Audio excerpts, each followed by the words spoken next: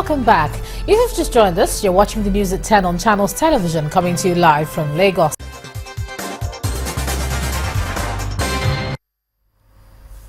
Now let's just show you some of those pictures that we begin with this one from Adewale Street on Lagos Island.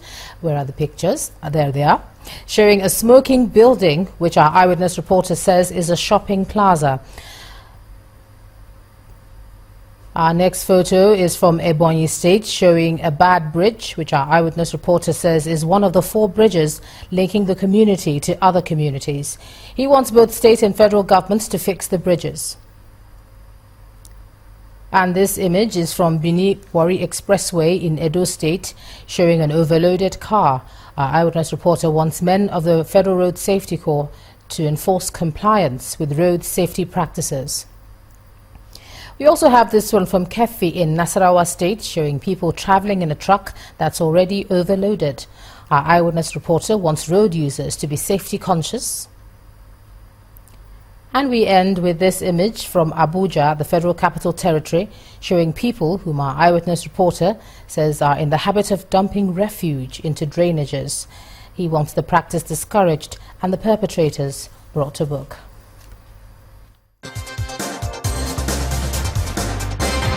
Airtel, the smartphone network.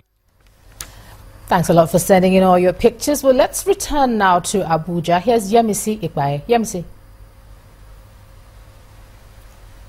Hello, Ejoma. Lovely to see you and welcome to Abuja, the nation's capital.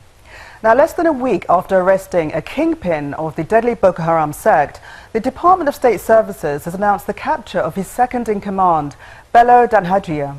According to the service, Danhajia is a strategic accomplice of al-Banawi, and preliminary investigations have exposed his involvement in gun running, cattle rustling and other nefarious criminal activities. The DSS also says it has arrested 5 men who have been linked to a spate of impersonations of government officials and defrauding of unsuspecting members of the public. The suspects were arrested within the past 3 weeks after being trailed for some time by the service. Danhajia is a Fulani from Zamfara State and a strategic accomplice of al-Barnawi. Preliminary investigations have disclosed his involvement in gun running, cattle rustling, and other nefarious criminal activities, principally on the directive of his commander, al-Barnawi. So far, efforts are being made to conclude the investigations and commence prosecution in line with the law. The service therefore wishes to inform the public about the outcome of these successful operations, which have led to the apprehension of the following suspects. 1, Aminu Ado, also known as Yusha'u Mohammed Yerima Adam, David Ali Michika, Umar Hamza, James Malu Akune, and Kazim Kayode Usman. Chief Judge of the Federal High Court, Justice Ibrahim Alta, has granted the request by Senate President Dr. Bukola Saraki for Justice Abdul Kafarati to deliver judgment in the case for which he stands in trial. Saraki has been tried for alleged false assets declaration before the Code of Conduct Tribunal. The accused sued the chairman of the CCT, Danladi Umar, and others involved in his trial before the Federal High Court. In the suit, Dr. Saraki is contending that his trial, as currently constituted, is a violation of his rights and that there's no way he can get justice. Justice Kafarati had earlier scheduled judgment for March the 22nd, but when concerned parties arrived at court, he informed them that he was withdrawing from the case and returning the case file to Justice Alta for reassignment. He hinged his decision on publications by some online media, which he said portrayed him as being biased.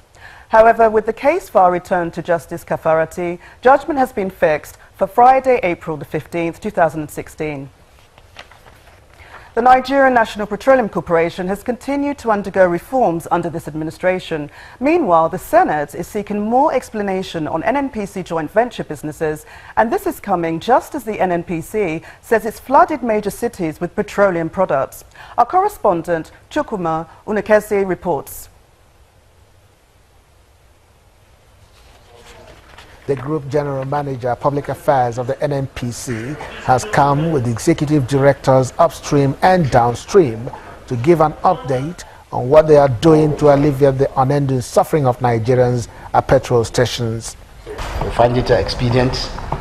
Nigerians are still wasting man-hours waiting to buy petrol, even after apologies and promises to end the crisis in weeks, or is it in months' time? As we speak today, we have 5 vessels actually discharging products all over the country, and not only in Lagos, but in Port, Warri, and Calabar. Apart from these 5 vessels that are actually discharging, we also have private sector people who have actually imported, and they are discharging currently at least 120 million liters. But the plan is that going forward from today, we want to ensure that we give more than what is required in the whole country. The total requirement for the country is just about 1,300 trucks. But our plan is to make at least 1,500 available every day until all these things out. So we want to make sure that we saturate the market in a very short time. And I think you can see clearly now, Lagos is almost cleared. NNPC also gives a clarification over Forex for independent importers who want to bring in petrol into the country. The other bit we've done in going over and above our call as a corporation is to work with the various agencies to ensure that the people who have the approvals to import indeed get foreign exchange coverage, so that they can issue LCs and they can bring in those cargoes in a timely manner. Okay, I guess we've had enough from Abuja, and I'm going to continue now, where the federal government has announced plans to commence the pilot phase of the digital switchover by April the 30th. And at a meeting with members of the Broadcasting Organization of Nigeria in Abuja, the Minister of Information, Culture and Tourism, Lai Mohammed, explained the initiative will ease the process of switchover after 3 previous attempts.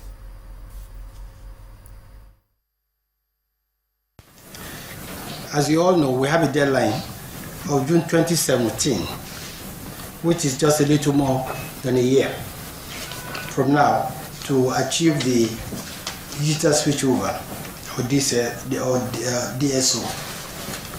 That simply means the broadcast industry, your industry, will switch over from analog to digital broadcasting.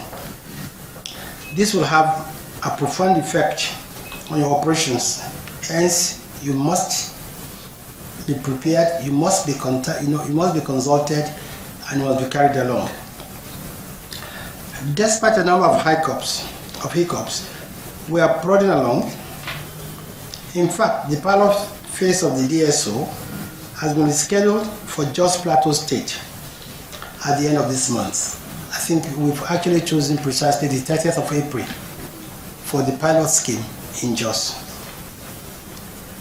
Based on the efforts we have made so far and what we have on ground at the moment, we are fairly confident that we will not miss that target date.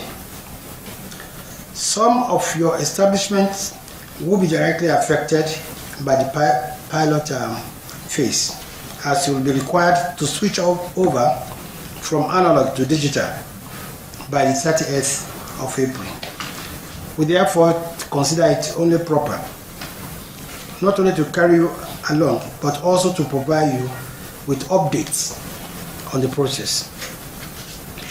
We are not unaware of the misgivings and the concerns that have been expressed by some of you over the entire DSO process.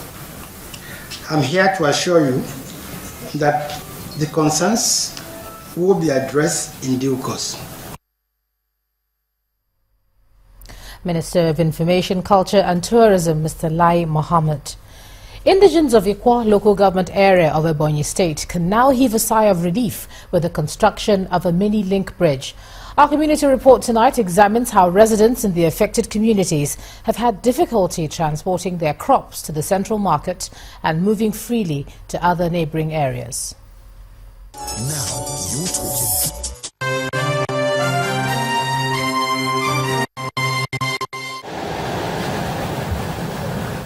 Just about 26 minutes drive from the city capital, Abakaliki, is Ikwo, one of the largest local government areas in Ebonyi State. The people are predominantly farmers, and rice is a major food crop cultivated here. It's indeed a vibrant locality and full of life, yet the people of Agobia, Obegu, Ohatekwe and Amago communities and other neighboring communities in Ikwo are not having it all good. They are faced with various challenges. This school at Abina Amago is attended by most children from the community. It is a structure that has clearly seen better days. We have up to 8 schools, but we've not gotten anything from the government in terms of school building. Every efforts were made by the community, self-help.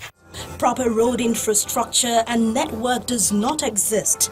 Worst of it all is this link bridge on the popular Akwina Road, linking Ohatekwe Amago community and some other communities. The bridge now stays collapsed. This has been a major source of worry for the residents. When you look at this environment, you see that we don't have road. We have bad road, and this is our problem. We have agriculture here, but because of the bad road, we cannot lift it to the market where we can sell it the normal price. So those things is our problem. So we are begging, we are pleading. We need government to come and assist us. Meanwhile, the community has resorted to build an alternative by itself, and that is what they have gathered here to celebrate. This bridge have relieved a lot of plight to some people who find it difficult to cross their goods, who find it difficult during rainy season to do some other things, to pass from here to their different destination where they want to exchange their transaction. The place of the collapsed bridge is also where the communities get their water, constantly muddied and obviously polluted. Certainly, the water isn't recommended for any kind of use, especially drinking.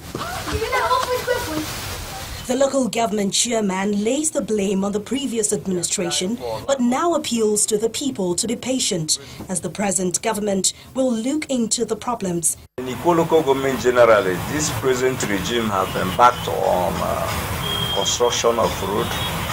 The intention of the government is to connect all the communities in Ebonyi.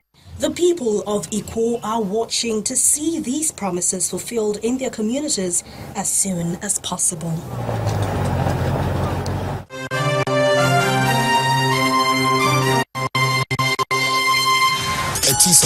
Now you're talking.